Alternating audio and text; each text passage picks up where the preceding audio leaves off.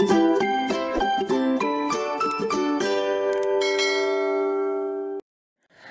Friends, എല്ലാവർക്കും നമസ്കാരം. ഇന്നത്തെ റെസിപ്പി ദോശമാവ് ഉപയോഗിച്ചിട്ടുണ്ടാക്കുന്ന നല്ല ടേസ്റ്റി ആയിട്ടുള്ള വളരെ സിമ്പിളായിട്ടുള്ള റെസിപ്പിയാണ്. ഗസ്റ്റൊക്കെ വരുമ്പോൾ പെട്ടെന്ന് റെഡിയാക്കാൻ പറ്റുന്ന നല്ലൊരു റെസിപ്പിയാണ്. അപ്പോൾ ഇതെങ്ങനെയാണ് ഉണ്ടാക്കുന്നതെന്ന് നോക്കാം.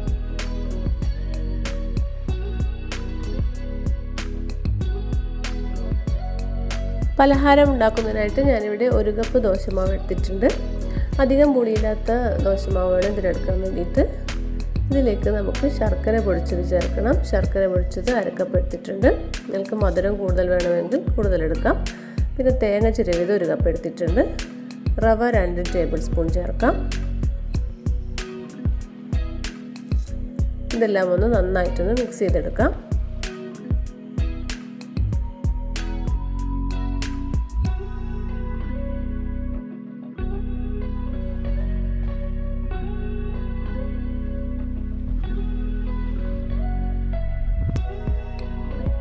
ഇതിലേക്ക് ഇനി 1 ടേബിൾ സ്പൂൺ നെയ്യ് ചേർത്തിട്ട് നന്നായിട്ട് മിക്സ് ചെയ്യാം.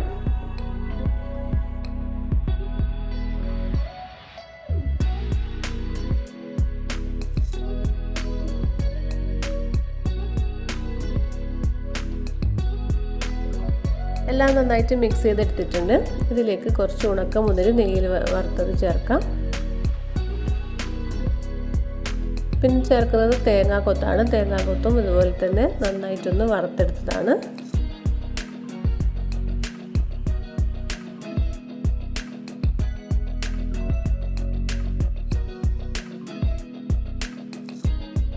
നന്നായിട്ടൊന്ന് മിക്സ് ചെയ്യാം.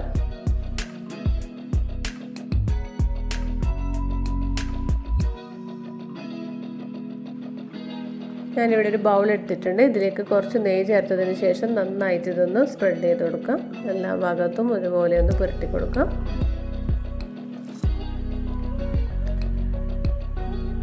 ഇനി ഇതിലേക്ക് നമ്മൾ നേരത്തെ വറുത്തെടുത്തതിൽ നിന്നും ബാക്കിയുള്ള മുന്തിരിയും പിന്നെ തേങ്ങാക്കൊത്തും ഇതിലേക്ക് ചേർക്കാം.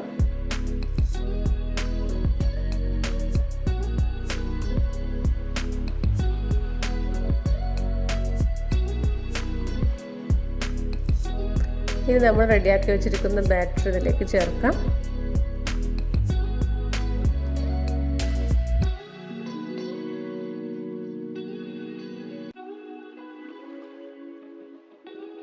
നമുക്കിനി ഇതൊന്ന് സ്റ്റീം ചെയ്തെടുക്കാം. അതിനായിട്ട് ഞാനിവിടെ ഒരു ഇഡ്ഡലി പാത്രമാണ് എടുത്തിട്ടുള്ളത്. ഇതിലേക്ക് ബൗൾ ഒന്ന് ഇറക്കി വെച്ചതിന് ശേഷം അടച്ചു വെച്ചിട്ട് വേവിച്ചെടുക്കണം. 30 മിനിറ്റ് മീഡിയം ഫ്ലെയിമിലിട്ട് വേവിച്ചെടുത്താൽ മതിയാവും.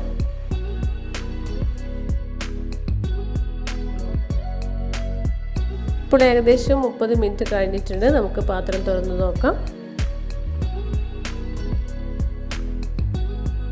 എല്ലാം നന്നായിട്ട് വെന്തിട്ടുണ്ട്. നമ്മുടെ പലഹാരം റെഡി ആയിട്ടുണ്ട്. ഇനി നമുക്ക് സ്റ്റൗ ഓഫ് ചെയ്യാം. എന്നിട്ട് ഇത് തണുക്കാൻ വെക്കണം. നന്നായി തണുത്ത് കഴിഞ്ഞാൽ താനേ പാത്രത്തിൽ നിന്നും വിട്ട് വന്നോളും. അപ്പോൾ നമ്മുടെ ടേസ്റ്റി ആയിട്ടുള്ള 4 മണി പലഹാരം റെഡി ആയിട്ടുണ്ട്. പെട്ടെന്ന് റെഡിയാക്കാൻ പറ്റുന്ന നല്ല ടേസ്റ്റി ആയിട്ടുള്ളൊരു പലഹാരമാണ്. അപ്പോൾ എല്ലാവരും ഇതൊന്ന് ട്രൈ ചെയ്ത് നോക്കണേ. പുതിയൊരു റെസിപ്പിയുമായിട്ട് വീണ്ടും കാണാം. Thank you.